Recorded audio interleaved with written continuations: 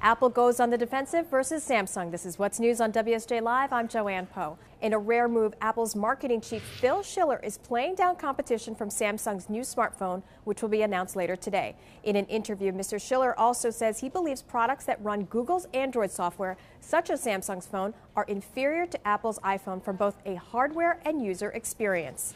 And the number of U.S. workers filing new applications for unemployment benefits fell again last week. It's the latest sign of a slowly improving labor market.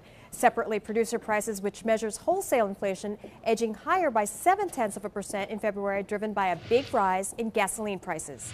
And one of the stocks to watch today is E-Trade Financial. The online brokerage company says that its largest shareholder, Citadel Equity Fund, is selling its entire stake in the company.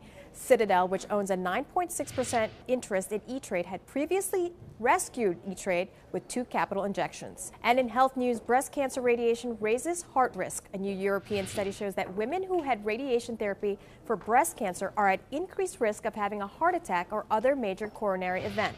Researchers finding that the risk started climbing 5 years after treatment and continued for at least 2 decades. We'll keep you posted on all the latest news developments throughout the day on What's News on WSJ Live.